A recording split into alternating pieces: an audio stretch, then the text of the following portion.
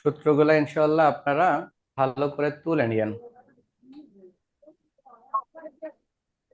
যারা যারা জয়েন করছেন ইনশাআল্লাহ তাহলে শুরু করি। জি দেখেন, স্যার। আমরা যে শীটটা দিয়েছিলাম সেটার প্রথমে যে অঙ্কটা শুরু করব সেটা হলো 4 নাম্বার অঙ্ক। শুরুতেই আমরা যে অঙ্কটা শুরু করব 4 নাম্বার অঙ্কটা দিয়ে প্রথমে শুরু করতে চাই। আসসালামু আলাইকুম স্যার। ওয়ালাইকুম আসসালাম। স্যার সপ্তাহের সোমবার থেকে ক্লাস দিলে একটু ভালো হতো। একটা ক্লাস তো করে নেই তো কিছু বুঝি ঠিক না। আছে, আগের অঙ্কগুলো দিয়ে দিব। আজকে আমরা নতুন চ্যাপ্টার ধরতেছি। স্যার আপনি কি ক্লাস আর আপডেট করবেন কি স্যার, ওই যে ইউটিউবে আপনার চ্যানেলে আপডেট করবেন, আপলোড করবেন ভিডিওগুলো? হ্যাঁ হ্যাঁ, ওইটা করে আমি লিস্টেড করে দেব, তাহলে তোমরা দেখতে পারবা। জি স্যার, জি স্যার। গত সপ্তাহে থেকে দিন স্যার, মানে করে নেই তো ক্লাস। ঠিক আছে। আচ্ছা তাহলে আমরা শুরু করি। দেখেন, আমরা প্রথমে যে অঙ্কটা করব, আমরা শীটের 4 নাম্বার অঙ্কটা শুরুতেই করব, শীটের 4। জি, আমরা শীটের 4 নাম্বার অঙ্কটা শুরু করব। দেখেন 4 নাম্বার অঙ্কে কি বলছে। 4 নম্বরে যেটা বলা হয়েছে, the from the following information compute the material cost variance, price variance and material uses variance. আমাদের 3টা ভেরিয়েন্স তৈরি করতে বলছে। একটা হলো ম্যাটেরিয়াল কস্ট, একটা ম্যাটেরিয়াল প্রাইস, একটা হলো ইউজেস ভেরিয়েন্স। প্রত্যেকটা ভেরিয়েন্সের তথ্যগুলো ভালোভাবে বুঝতে হবে যে আমাদের ভেরিয়েন্স গুলো কিভাবে ওয়ার্ক করে।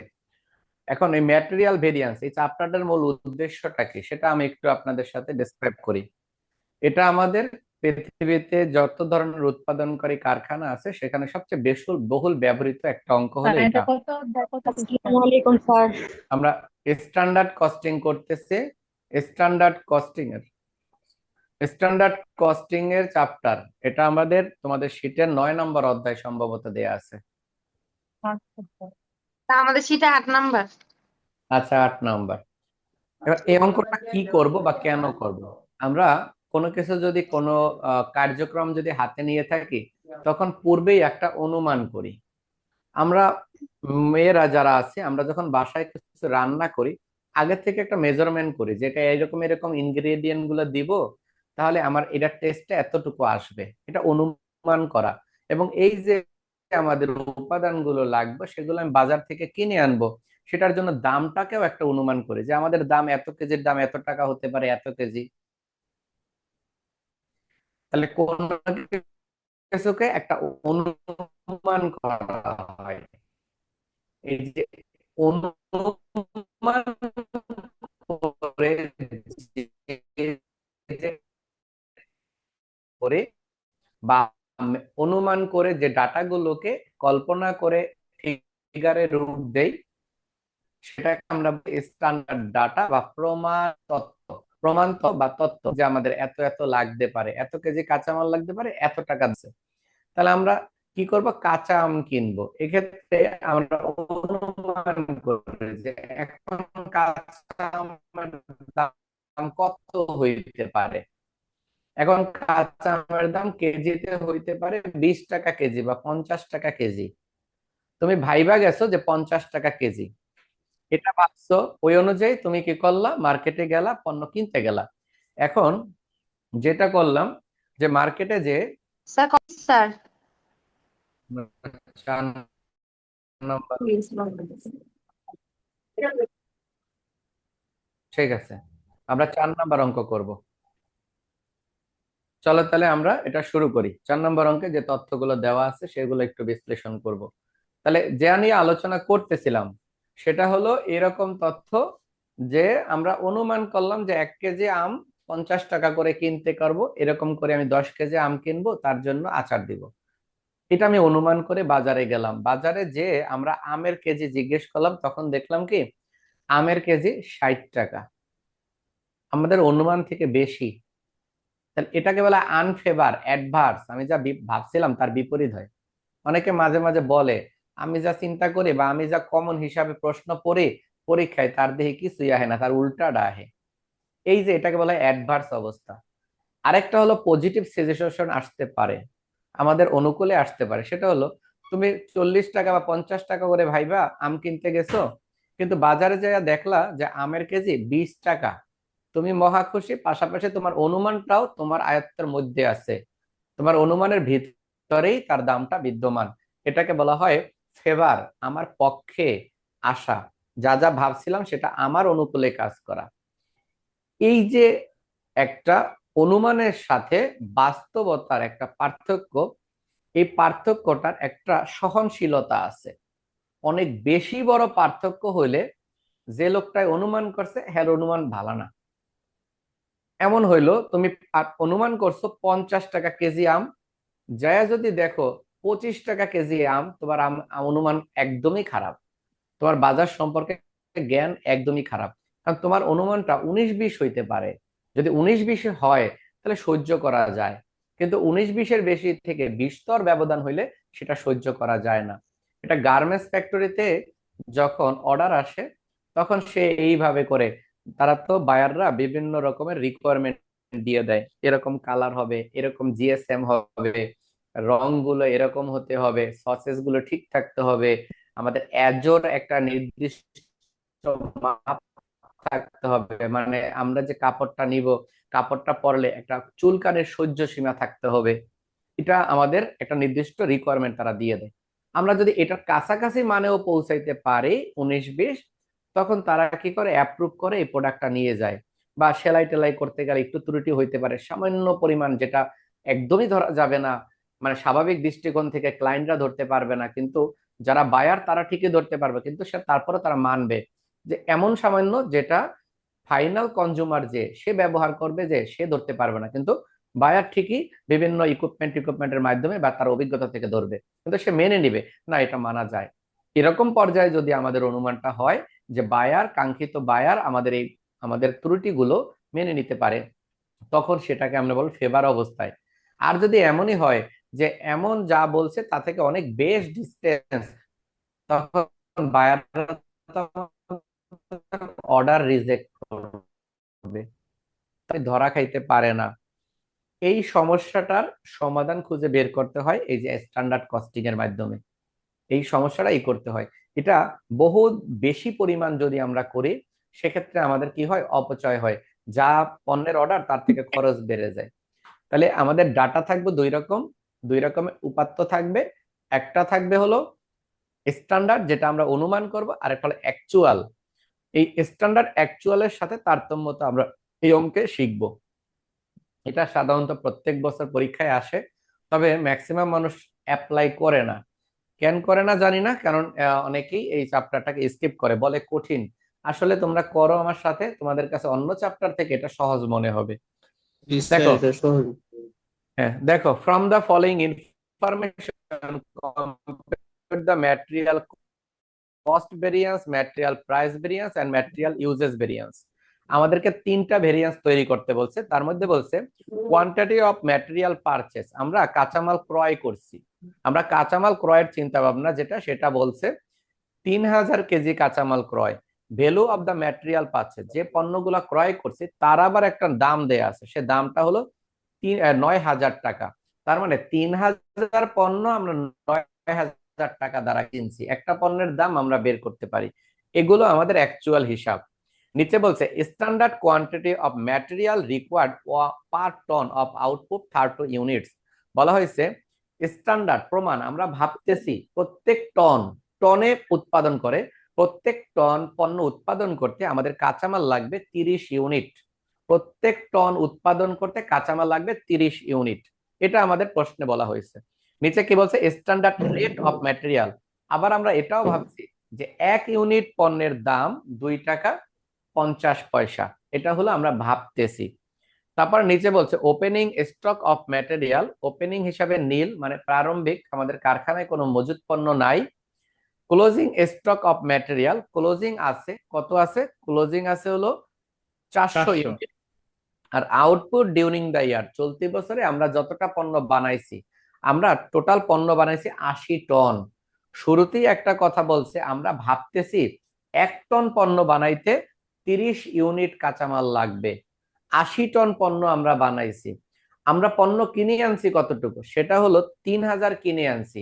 সেখান থেকে আমি ব্যবহার করার পরেও রয়ে গেছে 400, তাহলে আমি ব্যবহার করছি কত? 2600 ইউনিট পণ্য। এই 3000 পণ্য আমি কত দ্বারা কিনে আনছি? 3000 পণ্য আমি কিনে আনছি 9,000 এই 9000, তাহলে এক পণ্যের দাম হলো 3 টাকা। আমরা ভাবছিলাম কত, যে আমি পণ্য যে কিনবো কত করে, আমি ভাবছিলাম 2.5 টাকা করে কিনতে পারবো, মানে আমার দাম যা মেজারমেন্ট করছে, অনুমান করছিলাম তার থেকে বেশি দাম লাগছে। 50 এই পয়সা হলো বেশি। আমাদের তথ্য দেয়া আছে। হ্যাঁ, এই তথ্যের উপরে ডিপেন্ড করে আমরা অঙ্কটা করব। চলো তাহলে শুরু করি। এটা আমাদের বইয়ের 4 নাম্বার অঙ্ক। প্রথমে লেখো ডাটা অ্যারেঞ্জমেন্ট।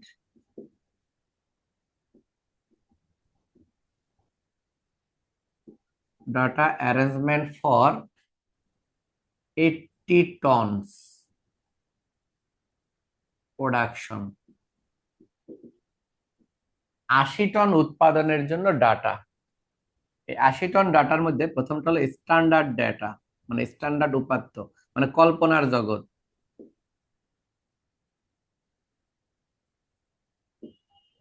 আর এপাশে আমরা লিখবো অ্যাকচুয়াল ডাটা।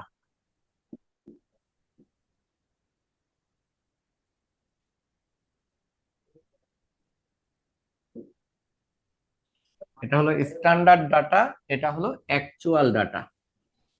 আমরা ভাবছিলাম 1 টন বানাইতে লাগবে 30 ইউনিট, তাহলে আমরা এখানে লিখবো স্ট্যান্ডার্ড কোয়ান্টিটি। 80টা পণ্য বানাইছি, 30 ইউনিট লাগার কথা, তাহলে 80 ইন্টু 30, 3 × 2400 ইউনিটস। আর হলো স্ট্যান্ডার্ড প্রাইস, এটাও আমরা ভেবে রাখছি যে স্ট্যান্ডার্ড প্রাইসের পরিমাণ কত হবে, সেটা হবে 2.5 টাকা। এটা আমাদের ভাবনা। আমাদের উদ্দেশ্য হলো 80 টন পণ্য বানানো। 1 টন পণ্য বানাইতে কত কেজি কাঁচামাল লাগবে।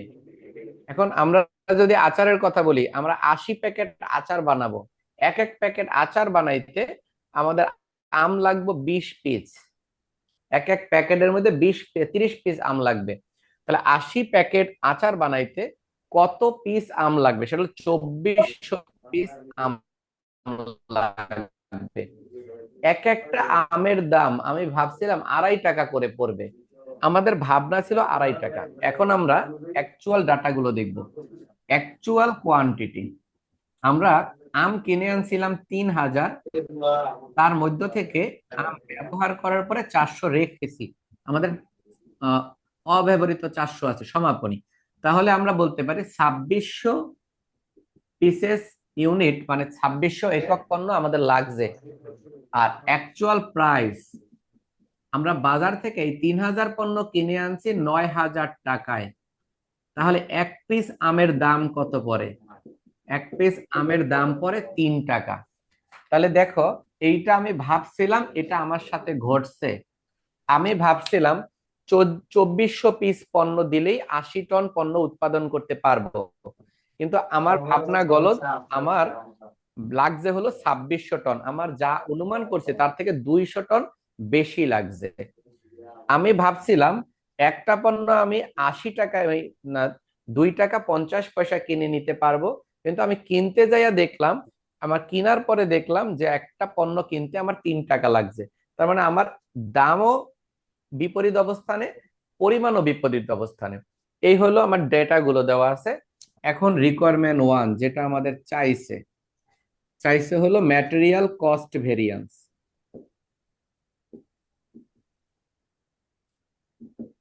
কস্ট ভেরিয়েন্স, দেখো এই ম্যাটেরিয়াল কস্ট ভেরিয়েন্স করব। এই সূত্রটা হলো এই দুইটা গুণ মাইনাস এই দুইটা গুণ। বোঝা একবারে সহজ। আমি বলছিলাম একটা সূত্র মনে রাখতে পারলে সব সূত্র মনে রাখতে পারবা। আর প্রথম সূত্র মনে রাখার জন্য জাদু লাগবে না, সেটা হলো স্ট্যান্ডার্ডের এই দুইটারে গুণ করব, এই দুইটারে গুণ করব, মাঝখানে একটা বিয়োগ করে দিব। তাহলে আমি লিখবো S Q minus S P, এখানে লিখবো S Q into S P. আর এটা হলো ওই পাশ, এটা হলো বিয়োগ এ কিউ ইন্টু এপি। যাদের মোবাইল থেকে নয়েজ আসে তারা একটু মিউট করে রাখো, হ্যাঁ, আমাদের ভালো হয় সবার জন্য এটা। এটার মানটা বসায় দাও, দেখো 2400, এটার দাম হলো 2.5 টাকা, আর এটার মান কত 2600, এটার দাম হলো 3 টাকা। এখন আমাদের কাজ হলো গণনা করা এটা। স্যার প্রথমটা 6,000। এইটা হলো 6000, 7,800 পরেরটা। এটা 7,800। 7800, বিয়োগ করলে কত হয়? Sir 1,800 minus. মাইনাস দেয়া যাবে না, হ্যাঁ। 1800 মাইনাস আসছে, মাইনাস আসলে এ লিখতে হবে, মনে রাখবে এই অঙ্কের নিয়ম। অ্যাডভার্স মানে বিপরীত, মানে আমি যা ভাবছিলাম খরচ হইব তার চেয়ে 1800 টাকা খরচ বেশি হয়েছে। এই জন্য মাঝে মাঝে দেখবা বাসায় মানুষ যে বাজার করে বলে যা ভাবি তার থেকে খরচ বাড়ে দিন দিন। ভাবছিলাম আজকে 10,000 টাকার বাজার করতে পারবো, যাই দেখি 15,000 টাকায়ও বাজার হয় নাই। তার মানে আমি যা খরচের চিন্তা করছিলাম তার থেকে বেশি। আমি ভাবছিলাম 6,000 টাকা খরচ হবে 80টা পণ্য পাইতে, যাই দেখলাম কি আমার 8,700 টাকা খরচ, 7,800 টাকা খরচ হয়েছে। তার মানে আমার ভাবনা থেকে 1,800 টাকা বেশি খরচ হয়েছে। এই 1,800 টাকা মাইনাস ফিগারে মাইনাস আসলে অবশ্যই আমরা ব্র্যাকেটে এ লিখে দিব। এ মানে অ্যাডভার্স, প্রতিকূল অবস্থা, মানে আমার বিপরীত অবস্থান। রিকোয়ারমেন্ট 1 বুঝতে শেষ, পারছি স্যার। রিকোয়ার্ড 2। 2 নাম্বার চাইছে ম্যাটেরিয়াল প্রাইস ভেরিয়েন্স।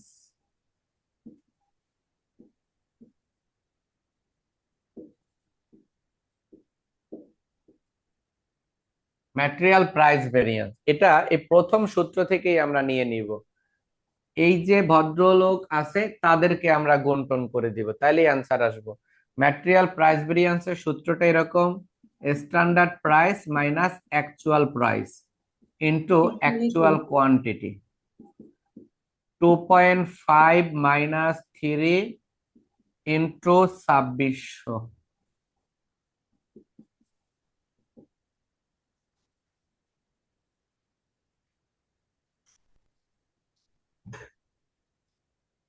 এটার অ্যান্সার আসে 1300। এটাও মাইনাসে আসছে তাই এটা বিয়োগে হবে, মাইনাসে আসছে মানে বিয়োগে হবে। ম্যাটেরিয়াল প্রাইস ভেরিয়েন্স হইল। এরপরে উপরের ডাটাগুলো আমি একটু মুছবো, উপরের থেকে লিখতে হবে আমার। চলো পরের লাস্ট রিকোয়ারমেন্টটা করব এই অঙ্কটার, রিকোয়ার্ড 3। এটার নাম হলো ম্যাটেরিয়াল ইউজেস ভেরিয়েন্স। স্যার এই অধ্যায়ে কি স্যার 10 মাত্রও আসে, 4 মাত্রও আসে? 10ই আসে, সিতে আছে। 4-এ কম আসে। হুম।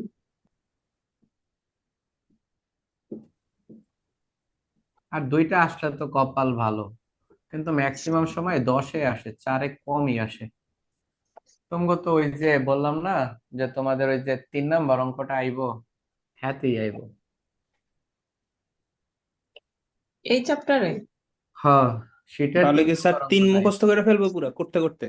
হুম, হুম। 3 নাম্বার মুখস্থের অঙ্কটা মতো। আইবো। শীটের 3 যেটা আমি করাবো এটা আসবো।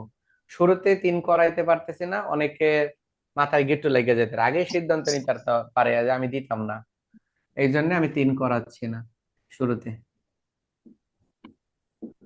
সহজ, দেখবা তোমরা পরীক্ষায় যাই দেখবা কি এটাই আগে দিয়ে ফেলছো। এখন এটার অ্যান্সার বাই করব।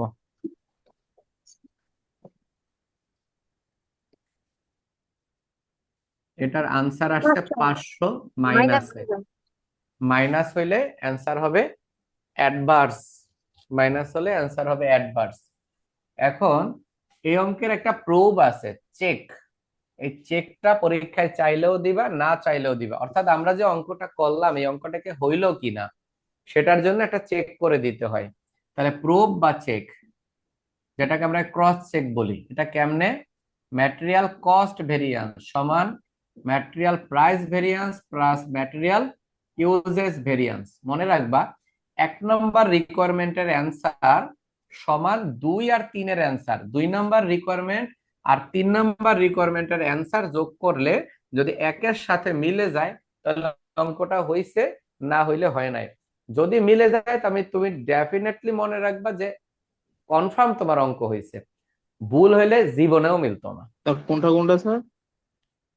1 নাম্বার অ্যান্সারের সাথে 2 আর 3 যদি যোগ করি, মানে 2 নাম্বারের রিকোয়ারমেন্ট আর 3 নাম্বার রিকোয়ারমেন্ট যদি যোগ করি, তাহলে যদি 1 নাম্বার রিকোয়ারমেন্টের সাথে অ্যান্সার মিলে যায় তাহলে বুঝবো অঙ্কটা হইছে। এই অঙ্ক ভুলেও ভুল কইরা মিলে না, তার মানে কনফার্ম তখন তোমার অঙ্ক হইছে। স্যার ওটা তো আর এস কি সূত্রে তো আর দিছে 3 নম্বর যেটা 3 নাম্বারে আরএসপি, আর এস কিউ না মাইনাস না এ না কিউ সূত্রে না না না। মিক্সড আসবে, মিক্সড মেট্রিক। 4 নাম্বারে হলো আরএসকিউ, 4 নাম্বার 4 নম্বরে লিখে নাই, 4 হলো আরএসকিউ। 3 নম্বরে ঠিক করো, 4 হলো আরএসকিউ। স্যার এখানে কি মাইনাস ফিগার বসবে না? মাইনাস না, এই যে এ লিখতে হবে এরকম, আমি যেভাবে লিখতেছি এইভাবে লিখতে হবে। ওটা কি চেস্ট লেখা? Check check. Check check. এখন আমাদের কাজ হলো এ দুটাকে যোগ করা। এখানে 1800 1800 আসে। এখানেও 1800 জি জি এটার স্যার। অ্যান্সার এটার অ্যান্সার যদি সমান হয় তাহলে অঙ্কটা হয়েছে আমাদের। এটা শেষ। স্যার এমটিভিটা স্যার এমটিভিটা এমসিবি কোথায় একটু দেখি। পোস্ট ওপরটা কি চিফ আরে লেখা? সংক্ষেপে লিখছি, okay. Material MCB, cost material cost material variant. Cost variance, MUV, material material cost variance. Sir এই যে চেক যে করছেন স্যার, এটা কি দিতে হইব মানে? হ্যাঁ হ্যাঁ এটা চেক দিতে করলে হবে। তোমার অঙ্কটা হয়েছে কিনা এটা বোঝা যাবে। হ্যাঁ, চাইলেও দিবা, না চাইলেও দিবা।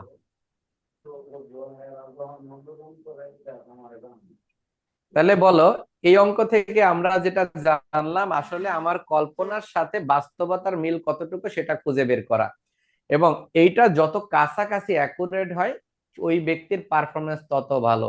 অঙ্কটা আর তো এই সহজ আছে। অঙ্কগুলো, হ্যাঁ অঙ্কটা তো সহজই লাগলো স্যার। হ্যাঁ, ইনশাল্লাহ আশা করি শেষ পর্যন্ত সহজ থাকলেই হইলো। অধ্যায় শুরু মাত্র।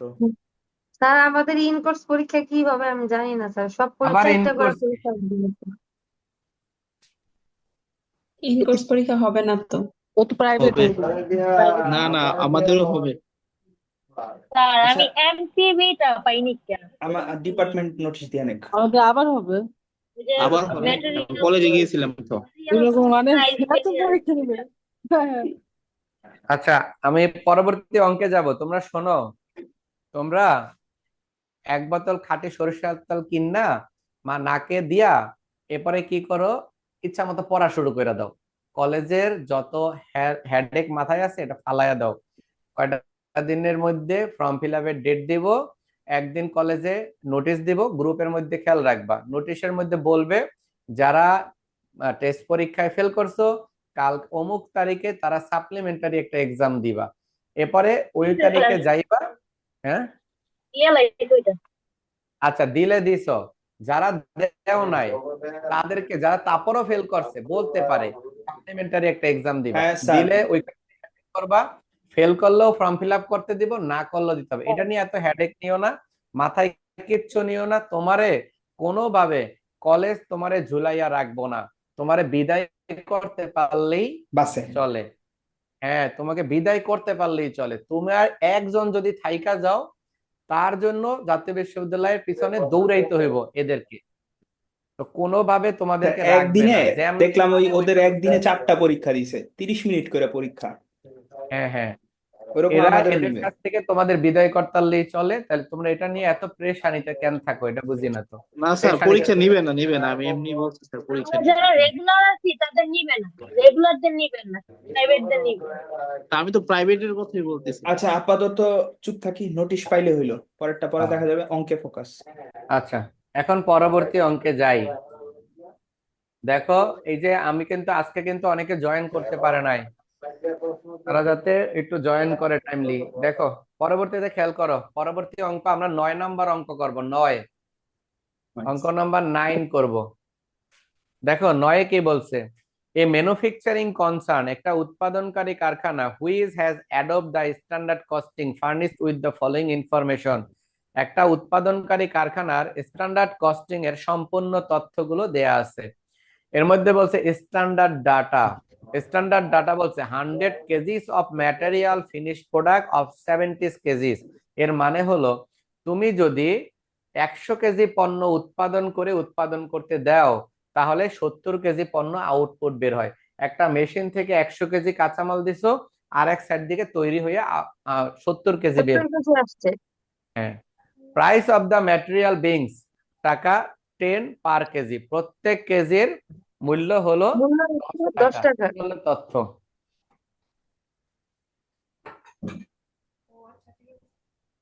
প্রত্যেক কেজির রেট হলো 10 টাকা। এরপরে আবার দেখো অ্যাকচুয়াল ডাটা, এটা সম্পর্কে কি বলছে। আমাদের অ্যাকচুয়াল বলা হয়েছে আউটপুট 2,10,000 কেজি, মানে 2,10,000 কেজি কাঁচামাল উৎপাদন করছে, এটা আমাদের অ্যাকচুয়ালি প্রোডাকশন। তারপরে বলছে ম্যাটেরিয়াল ইউজ, অর্থাৎ এই 2,10,000 কেজি কাঁচামাল উৎপাদন করতে আমাদের লাগছে হলো 2,80,000 কেজি কাঁচামাল। এরপরে বলা হয়েছে কস্ট অফ ম্যাটেরিয়াল, এই 2,80,000 কেজি কাঁচামাল কিনতে আমাদের ব্যয় হয়েছে 25,20,000 টাকা। এই হলো আমাদের তথ্য।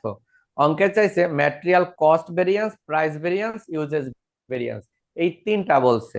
এখন আমাদের কাজ হলো আমরা ডাটাগুলো সাজাই অঙ্কটা শুরু করে দিতে পারি। তাহলে আমরা দেখতেই পাচ্ছি আমাদের আউটপুটের পরিমাণ কত। আমাদের আউটপুটের পরিমাণ 2,10,000 কেজি। আর 2,10,000 কেজির জন্য তাহলে আমরা ভাবছিলাম কত কেজি, সেটা আমাদেরকে একটু জানতে হবে। এটা আমাদের জানতে হবে। তোমরা নর্মালি একটু খেয়াল করো, যদি আমাদের 100 কেজি কাঁচামাল দাও উৎপাদন করতে, তাহলে 70 কেজি হবে, এটা তুমি অনুমান করছো। তাহলে অবশ্যই 2,10,000 কেজি পণ্য বানাইতে তোমাকে অবশ্যই বেশি পরিমাণ কাঁচামাল দিতে হবে, কারণ 100তেই উৎপাদন কমে গেছে 20 কেজি। 2,10,000 পণ্য বানাইতে অবভিয়াসলি তার বেশি পণ্য 30 কেজি। এরকম বেশি দিতে হবে, রাইট, 30 কেজি। তাহলে লেখো স্ট্যান্ডার্ড ডাটা, এটা হলো অঙ্ক, পরবর্তী অঙ্ক। এই অঙ্কটার উপরে 3টা স্টার দিয়ে রাখো, এই অঙ্কটার উপরে 3টা স্টার দিয়ে রাখো।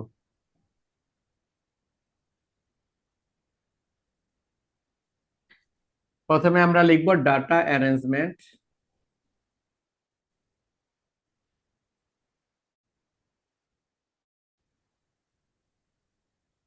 Arrangement for 2,10,000 kgs production.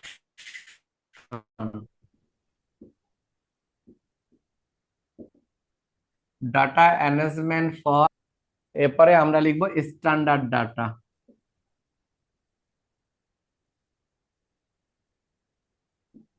Standard ডাটার মধ্যে লিখবো স্ট্যান্ডার্ড কোয়ান্টিটি সমান, আমরা জানি পণ্য বানাইছি কত, 2,10,000। আমাদেরকে এটাও বলছো 100 কেজি দাও 70 কেজি নেও, তাহলে 100 কেজি দাও 70 কেজি নেও মানে হলো 3,00,000 কেজি। এরপরে স্ট্যান্ডার্ড প্রাইস, এটা সম্পর্কে প্রশ্নে বলেই দিছে 10 টাকা। এরপরে আমরা লিখবো অ্যাকচুয়াল ডাটা, এদিকে লিখলাম নিচে। আচ্ছা না, সব একরকমেরই করে এদিকে লিখি, অ্যাকচুয়াল ডাটা। স্যার অঙ্কটা শুরু থেকে স্যার এই স্ট্যান্ডার্ড কোয়ান্টিটি আর অ্যাকচুয়াল ডাটা দিয়ে এগুলো কি বের করে নিতে হবে না? হ্যাঁ, অ্যাকচুয়াল লাগছে কত, 2,10,000। তাহলে অ্যাকচুয়াল প্রাইস কত, আমাদের বলছে এই 2,80,000 কেজি কিনতে লাগছে হলো 25,20,000 টাকা, ভাগ হলো 2,80,000। তাহলে এটার দামটা আমরা জানবো। Actual quantity 2,80,000 sir. হ্যাঁ, 2,80,000 পণ্য কিনে আমরা উৎপাদন করছি। স্যার এখন 2 ম্যাটেরিয়াল লাখ, ইউজ। হ্যাঁ 2,80,000 কিনছি হলো 25,20,000 টাকা দ্বারা। তাহলে আমাদের জানতে হবে একটার দাম কত। এটার দাম হলো কয় টাকা আসে, 9 টাকা আসে। এটার দাম হয়েছে 9 টাকা। তাহলে দেখো আমাদের ভাবনার সাথে প্রকৃতর পার্থক্য কি। এটা হলো আমাদের ভাবনা। ভাবনাটা হলো এরকম যে আমার পণ্য লাগবে 3 লাখ কেজি, লাখ যে কত, 2,80,000 কেজি। আমার ভাবনা ছিল একটা কিনতে লাগবে 10 টাকা, আর আমার অ্যাকচুয়ালি বাজারে যাইয়া কিনতে পারছি 9 টাকা। তার মানে আমার ভাবনা থেকে বাস্তবতার খরচ কম। তার মানে এটা আমার ফেভারে আছে। কিন্তু এরকম ফেভারে থাকলেও কারখানার মালিক যে অনেক বেশি খুশি হবে এমন না, দিব জারি। কারণ কেমন ধরনের ক্যালকুলেশন করছো বা পড়াশোনা করছো যে প্রত্যেকবার পণ্য ওয়েস্টেজ যায়। তুমি ভাবো বেশি লাগে কম, কেমন ভাবনা তোমার। তুমি অনেক পণ্য নষ্ট করো, আমার তখনও কোম্পানির জন্য এটা ভালো না। অবশ্যই তোমাকে +19-20-এর পজিশনে আসতে হবে। এত বেশি দেখো, তুমি মনে করো 3 লাখ কেজি পণ্য কিনার কথা চিন্তা করছো, উৎপাদন করার 3 লাখ কেজি কিনা ইন্না রাখছো, উৎপাদন করা শুরু করছো, শ্রমিকরা উৎপাদন করে ফেলছে 3,20,000 কেজিতে, 3,80,000 কেজিতেই পণ্য বানানো শেষ। 20,000 কেজি কাঁচামাল ওয়েস্টেজ থাকবে। ওয়েস্টেজ কাঁচামাল তোমার জন্য বোঝা। তাহলে এটা করা যাবে না।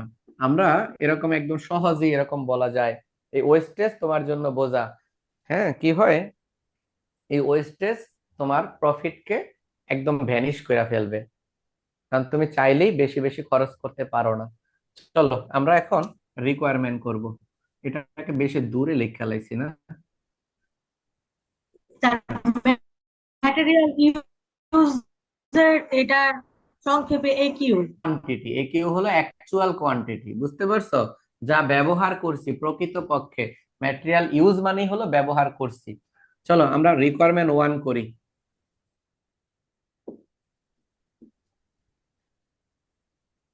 ম্যাটেরিয়াল কস্ট ভেরিয়েন্স, এটাকেই কিন্তু আমি কিছুক্ষণ পরে লিখবো MCV। আচ্ছা, এটার জন্য সূত্রটা হলো standard quantity into standard price, অর্থাৎ বাঁ সাইডের এই ভদ্র দুই লোকজনের গুণ, আর মাইনাস হলো এই ডান সাইডের ভদ্রলোক দুইজনকে গুণ।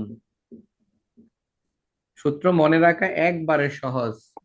তাহলে এখানে আমরা লিখবো 3 লাখ, এখানে লিখবো 10, এখানে লিখবো 2,80,000, এখানে লিখবো 9। স্যার 30 লক্ষ স্যার। একবারে অ্যান্সার কম আমারে। স্যার 30 4,80,000 লক্ষ, উপরে। 4,80,000 স্যার। তাহলে অ্যান্সার হলো 4,80,000 প্লাসে। তাই এটাকে আমরা লিখবো ফেভার, আমার পক্ষে আছে। হ্যাঁ, এখন এই ফেভার আছে মানে আমার পক্ষে আছে মানে ভালো। ভালো বলতে ভালো না, এটা কমাইতে হবে, আমার পক্ষটার খরচটা কমাইতে হবে। কারণ আমি ভাবছিলাম যে আমার 30 লাখ টাকা ব্যয় হবে, কিন্তু আমি দেখলাম কি, এই যে 25,20,000 টাকায় আমার খরচ কমপ্লিট। তাহলে 4 লাখ টাকা আমি বেহুদা খরচ করছি। এই 4 লাখ টাকার পণ্য আমার কারখানায় বেশি খরচ হয়েছে, এটা কারখানার জন্য তো মঙ্গল না। এটাকেও আমাকে কমাইতে হবে। এগুলো যত বেশি কমাইতে পারবো ততই দক্ষ। দক্ষ পরিচালকের ভূমিকা তত ভালো। এক্ষেত্রে ওয়েস্টেজ কম গেলে কোম্পানির মুনাফা হয়। চলো আমরা এর পরের রিকোয়ারমেন্টটা করি, 2 এটা নাম্বার। দুইটা নাকি? হ্যাঁ, তোলো।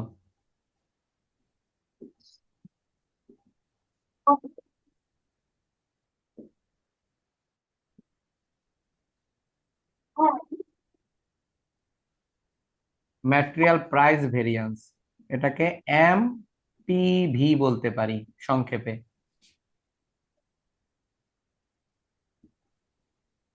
কেউ কিছু জিজ্ঞেস করলে বইলো কিন্তু। এখন আমরা এটাকে সরলভাবে আবার আনসার করব, 10 - 9 ইন্টু 2,80,000। এটা করার পরে এটার আনসার আসে। স্যার এর মাইনাস আগেরটা কি এসপি লিখছিলেন স্যার? হ্যাঁ, এর আগেরটা মানে এসপি লেখেন নাই স্যার? কোনটা রেসিপি? প্রাইস ভেরিয়েন্স বের করছেন। ঠিকই তো আছে। আগেরটা তো এসপি ছিল, এসপি আর এপি, কিন্তু এপি হ্যাঁ, এতে SP AP AQ তাই তো লিখলাম। এসপি ছিল স্যার। হুম, এটা 2 নাম্বারটা করে ফেলো। চলো 2 নাম্বারটা বের হয়ে গেছে, এখন আমরা 3 নাম্বারটা করব।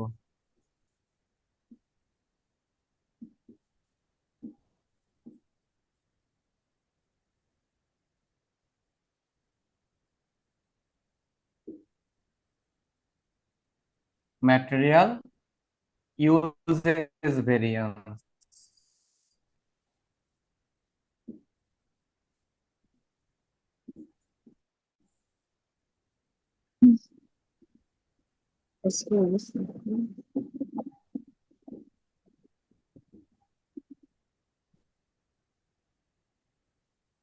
স্যার একটু সাইড হন।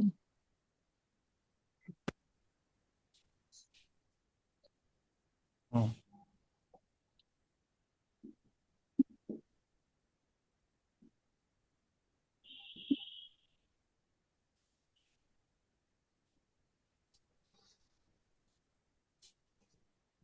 তুলে ফেলো আর আমরা শেষে চেক দিয়ে দিব।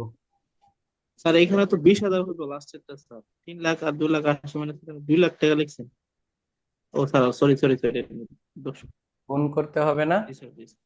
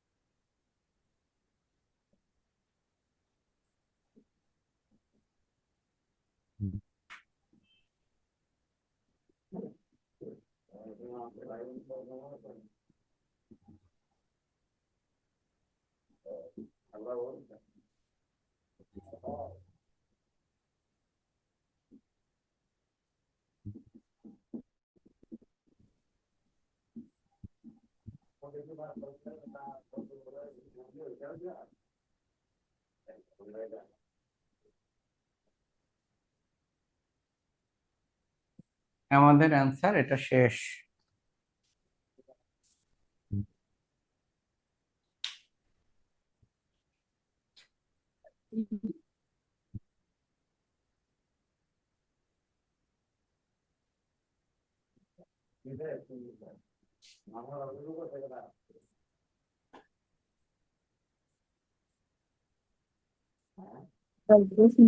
দশমিক? দশমিক হবো তো।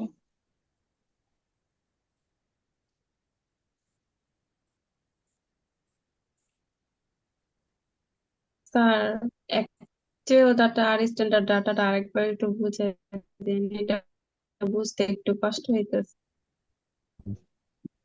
আচ্ছা, ঠিক আছে, অবশ্যই বুঝাই দেব।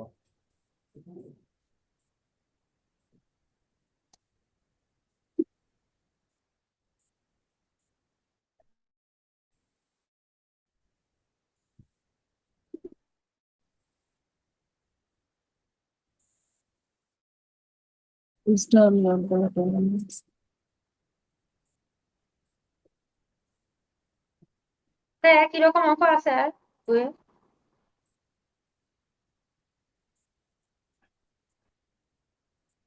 না না না, সেম অঙ্ক বইতে আছে, মেন বইতে তোমরা এখানে পাইবে। নাই,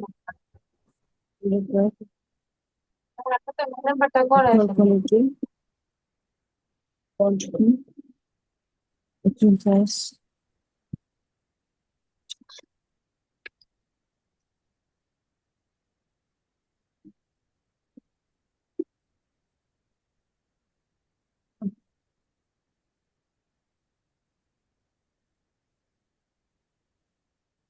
আচ্ছা, স্ট্যান্ডার্ড ডাটা অ্যাকচুয়াল ডাটার ক্ষেত্রে একটু খেয়াল করো। অ্যাকচুয়াল স্ট্যান্ডার্ড ডাটা সাজাইতে পারলেই অঙ্ক খতম, এটা সাজাইতে পারলেই অঙ্ক শেষ।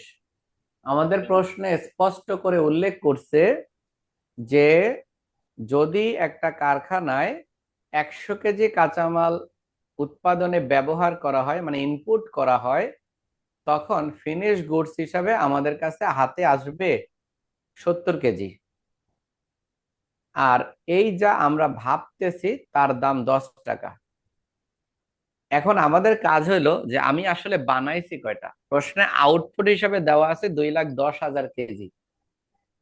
তাহলে 2,10,000 কেজিতে কত লাগবে, এটা আমরা কি করছি জানো, একটা ঐকিক নিয়ম করছি। ঐকিক নিয়মটা ছোটবেলা তোমরা করছো, ওইটাকে আমি এখানে বড় কইরা করছি, ছোট কইরা করছি। যেটা বড় ছিল, আমরা যদি এমন বলি যে মনে করি যখন, এভাবে আমি বাংলায় লিখি, যখন উৎপাদন 100 ইউনিট, যখন ইনপুট লিখি, ইনপুট মানে ব্যবহার, ব্যবহার 100 কেজি মনে করো, তখন উৎপাদন 70 কেজি। আমরা এইভাবে ঐকক নিয়ম করতাম, যখন বিক্রয় মূল্য 100 টাকা তখন ক্রয় মূল্য 70 টাকা। এরপরে আমরা কি করব, যখন বিক্রয় মূল্য 1 টাকা তখন উৎপাদন মূল্য মানে উৎপাদন খরচ, উপরে 70 নিচে 100, এরকম করে আমি জাস্ট বুঝাইতেছি। আমি পরবর্তীতে উৎপাদন যেহেতু ব্যয় আগে, তাই আমি ব্যয়টা ঘুরাই দিব পরে। পাটিগণিতের মতন হইতেছে। হ্যাঁ হ্যাঁ, লেখাগুলো নতুন হইতেছে, আমি জাস্ট বুঝাইতেছি। তোমরা আগে এরকম শিখতা, ইন্টু 2,10,000 এরকম। এখন পাটিগণিত আমাদের শেখায় যা বের করব সেটা অঙ্কের ডান পাশে বসবে। এটা আমি পাটিগণিত শেখাই, যার দ্বারা বের করব সে বা পাশে বসবে, আর যার দ্বারা বের করব সে ডান পাশে বসবে। এখন এটার উল্টা, আমি কি বের করব, আমি হলো বের করব অ্যাকচুয়াল কতটুকু লাগবে।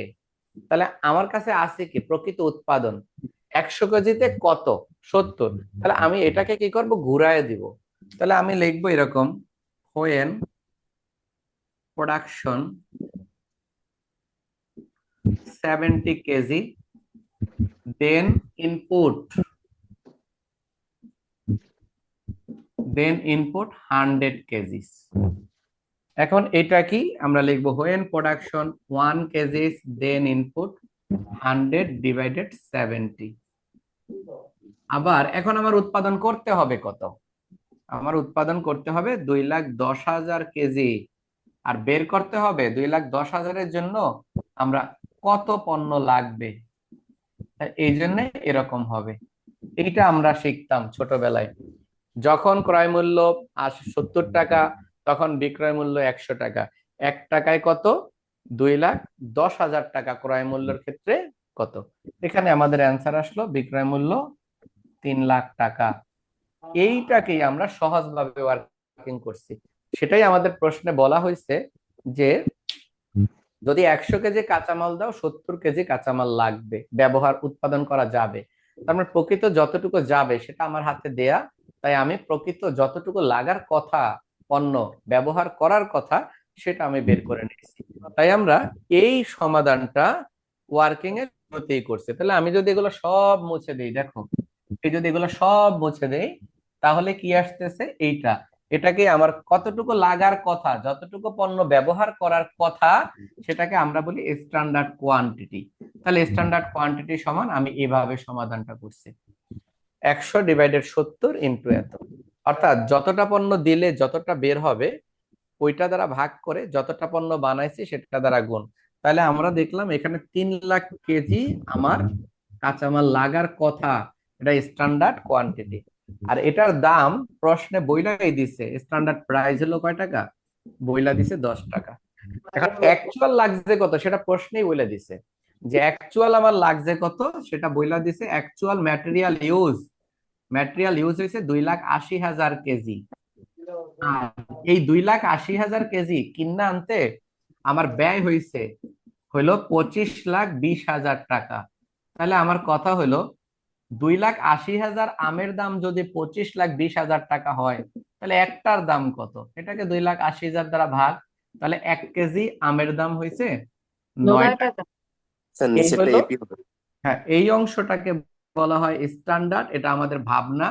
আর এটা হলো প্রকৃত বাজারে যাইয়া যা যা বাস্তবে রিয়েল ঘটনার সম্মুখীন যা হয়েছে। আমরা ভাবছিলাম 1 কেজি আম কিনবো 10 টাকা দা, যাইয়া কিনছি 9 টাকা দা, 1 টাকা বাড়ছে। আবার আমরা ভাবছিলাম 3 লাখ কেজি কিনে আনবো, 3 লাখ কেজি কিনে আইনা কারখানায় রাখছি, 3 লাখ কেজি কিনা কারখানায় রাইখা উৎপাদন করছি। উৎপাদন করার পরে দেখলাম আমার আসলে লাগছে হলো 2,20,000 কেজি কাঁচামাল আম লাগছে, বাকি, হ্যাঁ, 2,80,000 কেজি। তাহলে বাকি 20,000 কেজি আম আমার জন্য ওয়েস্টেজ, এটা নষ্ট। আমার এটা কোনো কাজে লাগবে না, কারণ এই পণ্যের ক্রেতা তো আমার কাছে আর নাই, সেম পণ্যের ক্রেতা পাইবা না। এখন এটাকে যদি তুমি বলো যে কানাডা বা ওই নরওয়ে, ফিনল্যান্ড, অর্থাৎ মাইনাস টেম্পারেচারের যে দেশগুলো আছে, ওই দেশের আমাদের দেশ থেকে মোটা মোটা জ্যাকেট বানাইয়া নিয়ে যায়। তো আমাদের ওই যে শীত প্রধান মাইনাস টেম্পারেচার, -50 ডিগ্রি টেম্পারেচারের দেশের পোশাক আমগো দেশে পড়তে পারতাম না, তার মানে আমগো দেশে ওই ক্রেতা নাই। এখন কোম্পানি, একটা গার্মেন্টস ফ্যাক্টরি যদি, যে তার কাছে মনে করে 2 লাখ সোয়েটারের অর্ডার আসছে, এখন আমাদের যে কাঁচামাল সেটা দিয়ে আমি কি করছি, বানাইছি, বানায় বানাইয়া শ্রমিকরা দেখলাম 2.5 লাখ সোয়েটার বানাইয়া বইয়া রয়েছে। এখন কথা হইলো, ক্রেতা তো আমার কাছে 2 লাখ লইয়া যাইব, বাকি 50,000 সোয়েটার আমাদের দেশে বেচা সম্ভব না, কারণ ওই ভারী সোয়েটার আমাদের দেশে কোনো কাজেই লাগবে না। তাহলে ওইটা আমাদের জন্য ওয়েস্টেজ, আমাদের জন্য ক্রেতা নাই। এখন এই 50,000 সোয়েটার বানাইতে যে ব্যয় হয়েছে না, এই ব্যয়ের কারণে আমাদের চিফ এক্সিকিউটিভ অফিসার যে থাকে এফসিও করা, ওই ব্যক্তির চাকরি টানাটানি পড়বো। দেখা গেল এই 50,000 সোয়েটার বানাইতে আমাদেরকে বেশ অনেক টাকা ব্যয় হয়েছে, সে তার দক্ষতা নিয়ে প্রশ্ন হবে। তারপরে প্রকিউরমেন্ট ডিপার্টমেন্টে যারা আছে, বিশেষ করে মার্চেন্ডাইজ, সবার আগে গালাগালি শোনে মার্চেন্ডাইজাররা। এই কাজগুলো মার্চেন্ডাইজাররা করে, এই যে যে কাজগুলো করতেছি। এই জন্য দেখবো মার্চেন্ডাইজাররা অনেক বিজি থাকে, শিপমেন্ট পৌঁছানোর আগ পর্যন্ত, ডেলিভারি দেওয়ার আগ পর্যন্ত তাদের কোনো নিঃশ্বাস নেওয়ার থাকে না। খুবই হ্যাসেল একটা পেশায় থাকে তারা, সব সময় সতর্ক অবস্থায় থাকে। ওই মার্চেন্ডাইজারদেরকে দইরা ওই এফসি মানে ম্যানেজার ঠেডানি দেয়, মার্চেন্ডাইজাররা আবার ঠেডানি দেয় হলো প্রকিউরমেন্ট ডিপার্টমেন্টকে, এরা আবার ঠেডানি দেয় প্রোডাকশন ম্যানেজারে, প্রোডাকশন যায় আবার লেবার রে পিডায়, আর লেবার পিডাইলে কারখানায় আগুন। মানে জোড়াময় শিকল চেইন ভাবে চলতে থাকে এরকম করে। তো সঠিক গাইডলাইনের ফলে আমাদেরকে পণ্যের উৎপাদন ভালো করা যায়, বা একটা কারখানা সফলতা নির্ভর করে। অবশ্যই এর জন্য দক্ষ ব্যবস্থাপনা পরিচালক দরকার। ম্যানেজমেন্ট ডিপার্টমেন্ট ভালো হইলে এগুলো করায়। এই কাজগুলা করে কে জানো? এই কাজগুলাই কিন্তু এই যে তোমরা ব্যবস্থাপনা ডিপার্টমেন্টে যারা আছো তোমরা করবা। তোমরা দিবা ফাইনাল ডিসিশন, ডিসিশন অনুযায়ী শুধু শ্রমিকরা কাজ করবে। তাই জন্য ব্যবস্থাপককে ওই যে কারখানার প্রাণ শক্তি বলা হয়।